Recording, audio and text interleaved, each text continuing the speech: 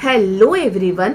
तो पहले 3 महीने में आपको जो है कौन कौन से बहुत सावधानियां बरतनी चाहिए। जब आपको पता चलता है कि आपने प्रेगनेंसी कंसीव कर लिया है, चाहे आपको पहले पता चले चाहे आपको लेट पता चले, जब भी आपको पता चलता है तो आपको उसके बाद कौन कौन से कदम उठाने चाहिए, कौन कौन से स्टेप्स लेने चाहिए और आपको क्या क्या सावधानी बरतनी चाहिए, ताकि जो है 3 महीना कम से कम अच्छे से निकल जाए।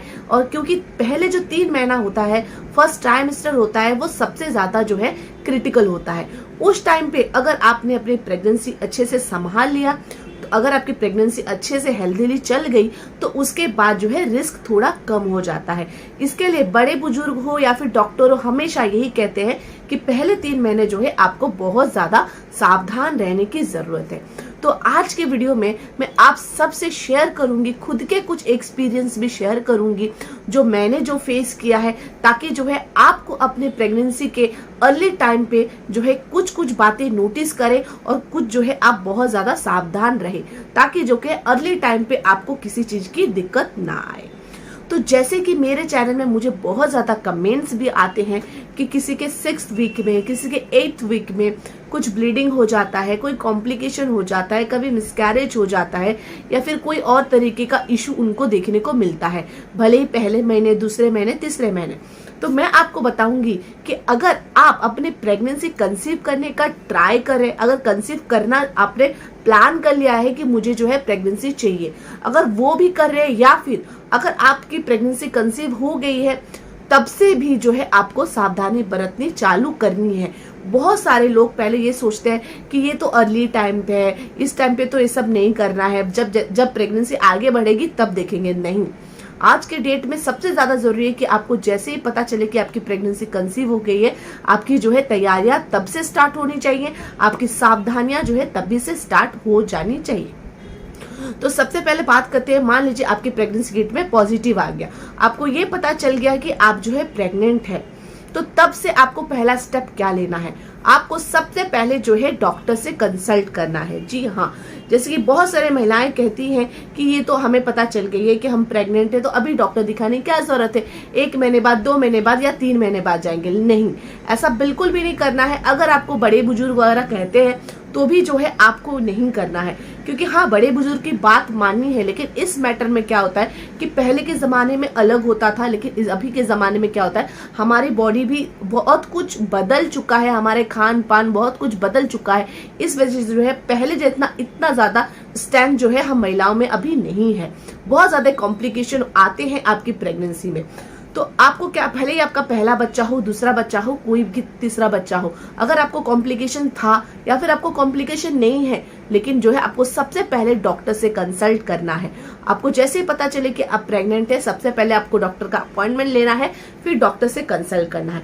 जब आप डॉक्टर से कंसल्ट करोगे, आइदर वो आपकी किट देखेंगे, आइदर उनको अगर लगेगा कि हाँ ब्लड टेस्ट करने की जरूरत है तो ब्लड टेस्ट करेंगे, अगर ब्लड टेस्ट करने की जरूरत नहीं है तो वो नहीं करेंगे। आपको जो है कुछ मेडिसिन चालू करेंगे, आइदर फॉलिक एसिड्स वगैरह, या फिर मान लीजिए आपकी प्रेगनेंसी को सपोर्ट करने के लिए कुछ मेडिसिन होते हैं। क्योंकि अगर किसी का पिछला कोई हिस्ट्री है मिसकैरेज का या फिर किसी तरीके का कोई कॉम्प्लिकेशन का, तो जो है वो मेडिसिन जो है अर्ली टाइम पे स्टार्ट कर देते हैं, ताकि जो है आपको प्रेगनेंसी को सपोर्ट मिले और जो है मिसकैरेज का जो है चांसेस बहुत ज्यादा कम हो जाए।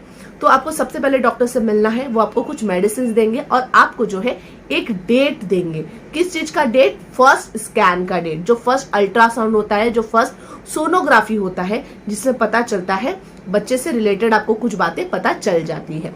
तो आपको जो है एक डेट देंगे। अब ये सोनोग्राफी कौन से टाइम पे होता है? अगर किसी का बहुत ज्यादा कॉम्प्लिकेशन था पहले, तो उनको क्या होता है, उनको 6th वीक 7th वीक की जो है डॉक्टर बुला लेते हैं, ताकि बहुत जल्दी जो है ट्रैक कर सके कि उनका बेबी कैसा है। और नॉर्मली क्या होता है, 8 हफ्ते में बुलाते हैं चेक करने के लिए, अगर उनको लगे कि कोई कॉम्प्लिकेशन नहीं है। अगर वो कहते हैं कि अगर आपको किसी तरीके का प्रॉब्लम हो रहा है तो आप पहले भी आ सकते हैं, अदरवाइज आप 8th वीक में भी जो है अपना अल्ट्रासाउंड करा सकते हैं।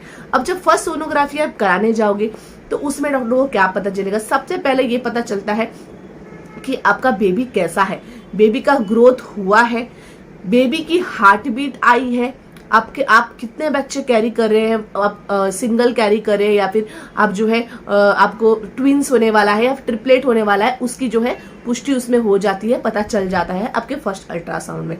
बच्चे की हार्ट बीट आई है तो कितनी आई है, बच्चा ग्रो है, किसी तरीके का प्रॉब्लम तो नहीं है, वो सारे पता चलते हैं। तभी पता चलता है कि आपके प्रेगनेंसी में जो है किसी तरीके का कॉम्प्लिकेशन है। बहुत सारे लोगों को सिस्ट पता चलता है, फाइब्रॉइड पता चलता है, सबक्रॉनिक हेमरेज बहुत सारी महिलाओं में हुई रहती है, जो ब्लड क्लॉट्स होते हैं उनके यूट्रस में पाए जाते हैं, जिस वजह से उनको जो है ब्लीडिंग का भी सामना करना पड़ता है।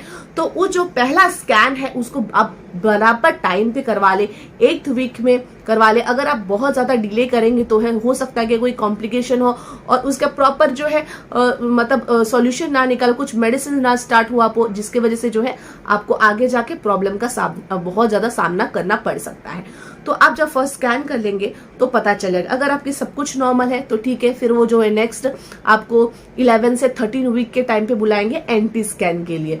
अदरवाइज अगर आपको किसी भी तरह की कॉम्प्लिकेशन है, सब क्रॉनिक हेमरेजेस वगैरह है, कुछ है, तो आपको जो है मेडिसिन देंगे और आपको आइदर अगर उनको लगेगा कि आपको बेड रेस्ट की जरूरत है तो आपको बेड रेस्ट बोलेंगे, अगर उनको लगेगा कि नहीं बेड रेस्ट की जरूरत नहीं है, नॉर्मल काम कर सकते हैं, तो वो वैसे आपको जो है बोलने वाले हैं। तो इसके लिए ही बहुत ज्यादा जरूरी है कि डॉक्टर के हमेशा टच में रहे, डॉक्टर जो भी आपको टेस्ट करने बोले वो टेस्ट करे। नेक्स्ट क्या है कि आपको जैसे आपने फर्स्ट अल्ट्रासाउंड कर लिया, उसके बाद अगर सब कुछ नॉर्मल रहा 11 से 13 वीक के बीच अगर सब कुछ नॉर्मल रहा तब तक तो फिर ठीक है, आपको 11 जो डेट में डॉक्टर बुलाएंगे उसी डेट में जाना है। अगर उसके पहले आपको किसी भी तरीके का कोई प्रॉब्लम्स पता चले तो जो है आपको तुरंत डॉक्टर से कंसल्ट करना है। फिर आपको 11 से 13 वीक के बीच में आपको जाना है एंटी स्कैन के लिए। अब एंटी स्कैन में भी पता चलता है कि बच्चे में कोई किसी तरीके का अबनॉर्मलिटी है या नहीं, बच्चा कितना ग्रोथ किया है, अभी तक की आपकी प्रेगनेंसी कैसी है, हेल्दी है। तो आपको तभी एक 11 से 13 वीक के बीच में भी जाके एक एंटी स्कैन जो है आपको कराना पड़ता है।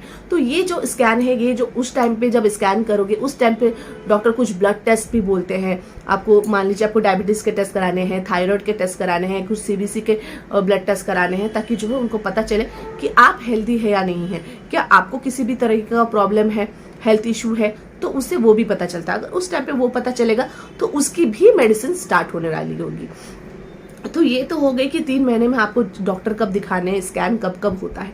अब आपको खुद से क्या क्या सावधानी बरतनी है इन 3 महीनों में।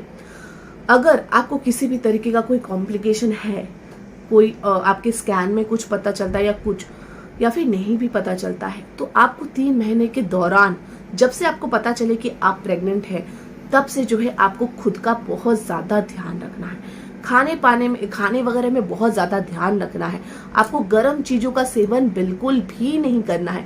जैसे कि बहुत सारे महिलाएं ये बोलती है कि हमारी जो प्रेगनेंसी पॉजिटिव है, लेकिन 6 वीक में 7 वीक में जो है हमें ब्लीडिंग हो जाती है, हमें पीरियड आ जाती है, इधर हमारे मिसकैरेज हो जाती है। तो ये सब बातें जो है बहुत ज्यादा सुनने को मिलता है, बहुत ज्यादा कमेंट्स में आते हैं। तो आपको क्या करना है कि देखो, जो होने वाला है नेचुरली उसे तो हम पकड़ के रख नहीं सकते, लेकिन हम एटलीस्ट अपना ध्यान रख सकते हैं कि ताकि जो है ये सिचुएशन अराइज ही ना हो। तो आपको क्या करना है कि गर्म चीजों का बिल्कुल भी आपको सेवन नहीं करना है। पपीता बिल्कुल नहीं खाना है, अनानास बिल्कुल भी नहीं खाना है, कुछ फ्रूट्स जो है आपको बिल्कुल भी अवॉइड करने हैं। कुछ गर्म चीजें, बहुत ज्यादा मसालेदार या फिर आपको ऑयली, बहुत ज्यादा ऑयली चीजें, इन चीजों का सेवन नहीं करना है। क्या होगा अगर आप बहुत ज्यादा मसालेदार चीजों का सेवन करेंगे तो आपका बॉडी जो है डाइजेस्ट नहीं कर पाता है। जब आप प्रेगनेंसी कंसीव करते हो ना तो आपका डाइजेस्टिव सिस्टम जो है थोड़ा वीक पड़ जाता है। ऐसा नहीं कि पहले आप तो सब कुछ खाते थे लेकिन अब आपको नहीं खाया जा रहा है, क्योंकि अभी जो है आपके पाचन तंत्र पे बहुत ज्यादा प्रभाव पड़ रहा है, आपके हार्मोनल बहुत ज्यादा चेंजेस आ रहे हैं, जिसकी वजह से जो है आपकी डाइजेस्टिव सिस्टम थोड़ी सी वीक पड़ जाती है। तो आपको खाना वगैरह भी ऐसे ही सादा वगैरह खाना है ताकि जो है आपको डाइजेस्ट प्रॉपरली हो सके। फ्रूट्स बराबर लेने हैं आपको। हर दिन जो है आपको दूध पीना है, हर दिन आपको दूध पीना है। क्यों? क्योंकि दूध से भी आपको बहुत ज्यादा ताकत मिलती है, लेकिन आपको जो है बहुत ज्यादा गर्म मिल्क नहीं पीना है, बहुत ज्यादा गर्म नहीं पीना है, वार्म पीना है। ना पूरा ठंडा पीना है, ना पूरा गर्म पीना है।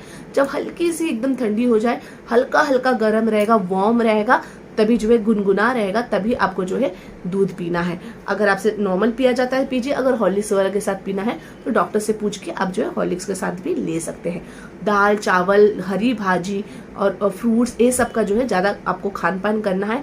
सबसे ज्यादा जरूरी, आपको ज्यादा से ज्यादा पानी पीना है, बहुत ज्यादा आपको पानी पीना है। इस वक्त क्या होता है, प्रेगनेंसी के टाइम पे आपको पानी की बहुत ज्यादा जरूरत है। हर वक्त जो है अपने बॉडी को हाइड्रेटेड रखना है, ताकि जो है किसी भी तरीके का प्रॉब्लम ना आ सके। नेक्स्ट क्या है, बहुत सारे लोग ये क्वेश्चन पूछते हैं, क्या मुझे सीढ़ी से चढ़ना चाहिए, क्या मुझे सीढ़ी से ऊपर उठना चाहिए, उतरना चाहिए, क्या मैं घर का बहुत ज्यादा काम कर सकती हूँ, क्या मैं कपड़े धो सकती हूँ, बर्तन धो सकती हूँ, कितना टाइम खड़े रहूं, या फिर बहुत सारे ऐसे क्वेश्चन आते हैं। तो ये सब डिपेंड करता है कि आपकी प्रेगनेंसी जो है कैसे हेल्दी है, या फिर आपको थोड़ा बहुत कोई कॉम्प्लिकेशन है। अगर नॉर्मल हेल्दी है तो आप काम वगैरह कर सकते हैं। अगर किसी भी तरीके कॉम्प्लिकेशन है तो डॉक्टर से पूछ लीजिएगा, डॉक्टर भी आपको कंसल्ट करेंगे कि ज्यादा से ज्यादा जो है आपको रेस्ट करना चाहिए। क्या अब अर्ली टाइम पे भी बहुत ज्यादा बैंड हो सकते हैं, तो मैं आपको सजेस्ट करूंगी कि जितना ज्यादा पॉसिबिलिटी हो कि बैंड आप कम हो, अगर ट्राई करें कि आपको सीधा ऐसे खड़े होके ही सीधा बैठने का ट्राई करें, एकदम से अपने शरीर को बैंड ना करें। अर्ली टाइम हो या फिर बाद में हो, कभी भी सावधानी बरतने में जो आपको कुछ प्रॉब्लम नहीं है। तो ये सब बातों का भी आपको बहुत ज्यादा ध्यान रखना है। पहला 3 महीना जो है बहुत क्रुशियल होता है। ये टाइम पे जो है आपको बहुत ज्यादा जरूरी है कि आप अपना ध्यान रखें, क्योंकि इस टाइम पे जो है बेबी आपका डेवलप हो रहा है धीरे धीरे, उसके हर अंग जो है धीरे धीरे आ रही है उसकी। अगर इस टाइम पे हम बराबर से सावधानी ना रखें तो बाद में प्रॉब्लम हो सकता है।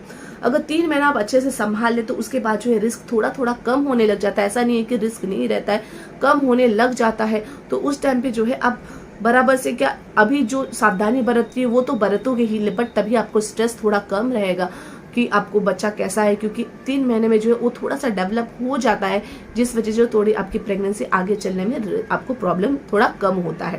क्योंकि जितने भी मान लीजिए आपको सिम्टम आते हैं, वॉमिटिंग होता है, नौसिया का प्रॉब्लम होता है, आपको स्मेलिंग सेंस का प्रॉब्लम होता है, ये जो है 3 महीने में भी बहुत ज्यादा होता है। बाद में बहुत सारी महिलाओं में धीरे धीरे कम होने लग जाते हैं, वही बहुत सारी महिलाओं में तो पूरी 9 महीने तक रहता है। तो बिल्कुल भी घबराने की जरूरत नहीं है। क्या जरूरत है कि अगर आप प्रेगनेंसी कंसीव कर रहे हैं, फर्स्ट टाइम हो या फिर दूसरा टाइम हो या तीसरा टाइम हो, जितना भी आपकी प्रेगनेंसी हो, लेकिन जो है आपको सावधानी रखनी ही है, ताकि जो है कोई भी किसी भी तरीके का कॉम्प्लिकेशन आपको बिल्कुल भी ना आए। आशा करती हूँ कि आपको आज का वीडियो इन्फॉर्मेटिव लगा होगा, आपको कुछ जानने को मिला होगा, कुछ सीखने को मिला होगा, कुछ समझने को मिला होगा। अगर आपको आज का वीडियो अच्छा लगा है तो प्लीज मेरे वीडियो को लाइक कीजिए। इस वीडियो रिलेटेड या फिर प्रेगनेंसी रिलेटेड कोई भी क्वेश्चन पूछना है तो कमेंट बॉक्स में कमेंट कीजिए और मेरे चैनल को सब्सक्राइब कीजिए। Thanks for watching.